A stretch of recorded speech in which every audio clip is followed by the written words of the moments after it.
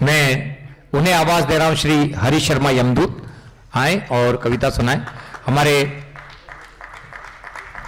Director shikara group Ashok Nehra जी भी आए हुए हैं, मैं भी उनका हार्दिक अभिनंदन स्वागत करता हूं। इस हाल में उपस्थित बची खुची सभी जीवित आत्माओं को यमदूत का नमस्कार।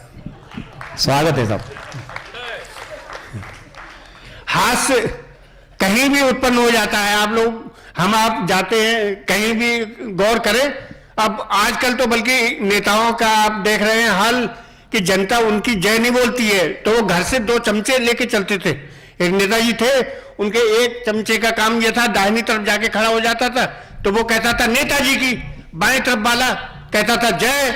संयोग से एक दिन नेताजी मंच पे गए, दाहिनी तरफ वाले ने तो अपना काम कर दिया, लेकिन बाएं तरफ वाला जब जय बोलने को हुआ, संयोग से उसके मुंह में मच्छर घुस गया। वहां स्थिति यह उत्पन्न हो गई, उनका नेताजी की, बोले थू थू। क्या बात है। हमारी जेल में कभी सम्मेलन हो रहा था, हम जेल पुलिस में सर्विस में थे, उत्तराखंड से रिटायर हुए और जिंदगी भर तो जेल में रहे। जिस शहर में भी जाते थे जेल में ही रखे जाते थे कि यमदूत नाम से वैसे भी खुला हुआ समाज में नहीं रखा जाता था। अब रिटायर हो गए तो सीधे भाग के चले आए, यहाँ समुद्र के पास आके ही रुके हैं। हाँ, तो मैं वो बता रहा था कि जेल में कभी सम्मेलन करा रहे थे तो मंच के पास कैदी बैठे हुए थे, तो एक मतलब वो कवि जी जो शायर मंच पे खड़े थे वो अपनी कविता पढ़ रहे थे, एक लाइन को दोहरा रहे थे, तो वो मंच के पास बैठा हुआ कैदी उसने एक लाइन अपनी ओर से जोड़ दी। क्या स्थिति उत्पन्न हुई देखिए। स्वागत। वो शायर जो थे कह रहे थे, इंसान हालातों में अगर इस कदर जकड़ा न जाता, तभी चोर कैदी बोला कुत्ते की पूंछ न दबती तो मैं पकड़ा न जाता। क्या बात है भाई, वाह। और हरियाणा वालों की बहुत बातें हो रही थी। ये हमारे बवंडर भाई भी हरियाणा के बॉर्डर पे ही हैं, भले ही हैं मध्य प्रदेश में, लेकिन हरियाणा का ही प्रभाव है, उसके सरहद पे ही है इनका घर। तो ये एक दिन फोटोग्राफर के पास गए, बोले बेटे हमारा ऐसा फोटो खींच दो पासपोर्ट साइज का जिसमें कि पांव से हमारा सर से लेके जूता तक सब आ जाए। तो उसने कहा पासपोर्ट साइज का फोटो, उसमें जूता और सर सब कैसे आ जाएगा? तो उन्होंने कहा ताऊ ऐसा कर, जूता सिर पे रख ले। ये नोएडा में पिछले दिनों जब रहे थे हम लोग, जब नौकरी के मतलब से प्रयासरत थे, उन दिनों क्या हुआ कि एक घटना ध्यान आ रही है कि हम सुबह सुबह कहीं जा रहे थे तो महात्मा गांधी की मूर्ति एक चौराहे पर थी, तो उस पे उसके पास से निकले तो उधर से आवाज आई कि अरे यमदूत। तो हमने देखा घूम के, आसपास कोई नहीं था, उस मूर्ति से आवाज आ रही है। तो हमने कहा, हम पास में गए तो बोले हाँ हाँ यमदूत तो सही कह रहे हैं, देख रानी लक्ष्मीबाई भी घोड़े पे खड़ी है, ट्याट्या टोपे भी सब, महाराणा प्रताप भी घोड़े पर, मुझे पैदल खड़ा कर रखा है, मेरे लिए भी घोड़ा लेके आओ। तो मैं चल दिया, घोड़ा लेने जा रहा था, अगले चौराहे पे ही बवंडर जी मिल गए। तो बोले अरे कहाँ जा रहे हैं यमदूत सुबह सुबह, रुको। मैंने कहा यार वो महात्मा गांधी ने घोड़ा लाने को कहा है। तो उसने बोले ऐसे कैसे? हमने कहा वो खुद मूर्ति से आवाज आई, महात्मा गांधी बोले। तो ये बोले चलो मुझे भी दिखाओ। तो चलो मैं बताऊंगा घोड़े कहाँ मिलते हैं। तो ये लौटा के मुझे लेके जब चले, उस मूर्ति के थोड़ा फासले से ही रह गए, तभी मूर्ति से फिर आवाज आई, बोले अरे यमदूत तुझसे घोड़ा लेके आने को कहा था कि किस गधे को लेके चला आ रहा।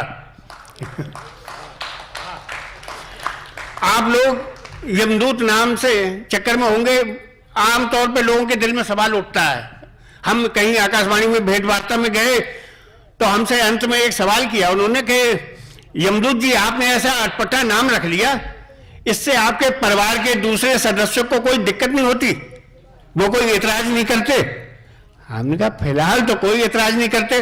फिलहाल तो और ये होता है कि संयोग से आपने फोन किया, फोन हमारे पिताजी ने उठाया, आपने पूछा यमदूत जी हैं, तो वो और चौड़े होके कह देते हैं नहीं यमदूत तो नहीं, मैं यमदूत का बाप बोल रहा हूं। हमें दिक्कत तो उन्हें तब पैदा हो जाएगी कि हमारी श्रीमती जी बाजार में मिल गई तो आपने भाभी जी नमस्ते की जगह कह दिया यमदूतनी जी नमस्ते, या हमारे बच्चे मैदान में खेलते देख लिए तो उसे कहा अरे यमदूत की औलाद इधर आ।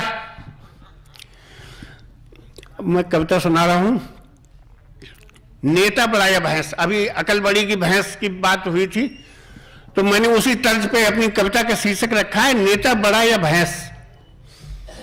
एक बार एक नेताजी अपनी पत्नी पर बिगड़ने लगे, उसे काली कलूटी भैंस जैसी कहकर अपमानित करने लगे। उधर आंगन में बंधी भैंस सह नहीं पाई ये बात, सो चलाने लगी खूंटे पर लात। अगले ही पल कमरे में जा पहुंची, उखाड़ कर खूंटा। नेताजी से बोली आपका कथन है बिल्कुल झूठा, आप समझते हैं मैं आपसे गिरी हुई हूं, अभी दिखाएं छोड़कर कुर्सी, जैसे मैं खूंटे से फ्री हुई हूं। बिकने को तो मेरी तरह आप भी बिक जाते हैं, परंतु भाषण मेरा दूध पीकर ही दे पाते हैं। आपके भाषण से होती नहीं आवश्यकताओं की पूर्ति, परंतु मेरे दूध से मिलती ताजगी और स्फूर्ति। भैंस को बराबरी करते देख नेताजी की अकल चकराई, बोले लग जाए गंगा तू ही बहा के लाई, नहीं पीऊंगा दूध तो क्या भाषण नहीं दे पाऊंगा, हाँ तुझे निकाल के घर से जंगल की घास जरूर खिलवाऊंगा। भैंस बोली हे श्रीमान मैं घास खाऊंगी फिर भी नहीं होगा मेरा अपमान, परंतु आप जो खाते हैं जनता की गाली उसका कुछ कर लीजिए ध्यान। सुनते ही नेताजी को आ गया क्रोध, सामने कौन है रहा नहीं बोध, मार दिया मुक्का संसद की मेज समझकर। भैंस ने भी पटक दिया सींगों से उठाकर। फिर तो नेताजी महीनों तक बिस्तर पर पड़े पड़े चिल्लाते रहे और लोग उन्हें दवाई के साथ उसी भैंस का दूध पिलाते रहे।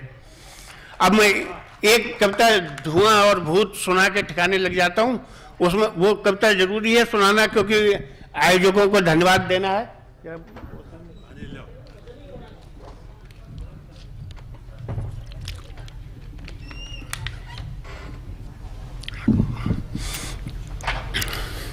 कविता का शीर्षक है धुआं और भूत। एक दिन शाम को घटना हुई विचित्र, मेरे द्वार पर पहुंच गए कुछ 21वीं सदी के चित्र। लेडी जेंट्स पहने सभी जोकर जैसी पैंट, ऊपर बस नाम को पड़ा था जिन पर सेंट। मैंने कहा माय डियर हेलो, वो बोले हमारे साथ चलो, कवि सम्मेलन है पुराने मरघट पर हो ना, इनाम में मिलेगा तुम्हें आधा किलो सोना। सोने का नाम सुन टपकने लगी लार, मैंने कहा बस अभी होता हूं तैयार, परंतु कपड़े बदलने को जो ही घर में घुसा पत्नी गुर्राई, क्या दिमाग में भरा भूसा, पहचान नहीं जरा भी और बनते हो यमदूत, सामने इंसान नहीं खड़े चुड़ैल और भूत।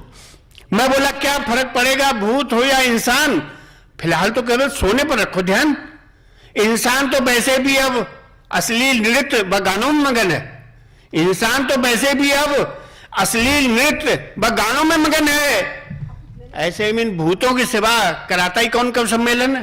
क्या बात है वाह, समझ में आ जाए तो जरा ताली। बहुत बढ़िया। ऐसे में इन भूतों की सेवा कराता ही कौन कब सम्मेलन है। परंतु पत्नी बोली सोना तो घर आते ही बन सकता है, हड्डी का टुकड़ा। मैंने कहा भूल गई आयोजक द्वारा लौटते पर लुटवाने वाला टुकड़ा। पत्नी बोली नहीं मैं नहीं जाने दूंगी तुम्हें भूत चुड़ैलों के साथ में।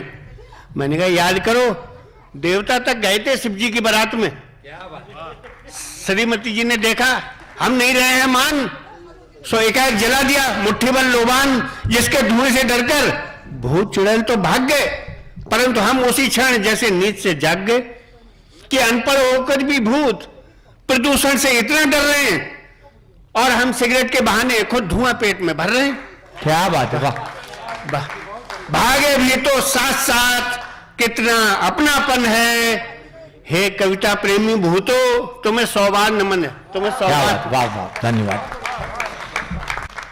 यदि आप अपने पिताजी की नहीं सुनते तो आप अखिलेश यादव हैं, यदि आप अपने माताजी की नहीं सुनते तो आप श्री राहुल गांधी हैं, यदि आप की कोई नहीं सुनता तो आप केजरीवाल हैं, और आप सबकी सुनते हैं तो आप मोदी जी हैं।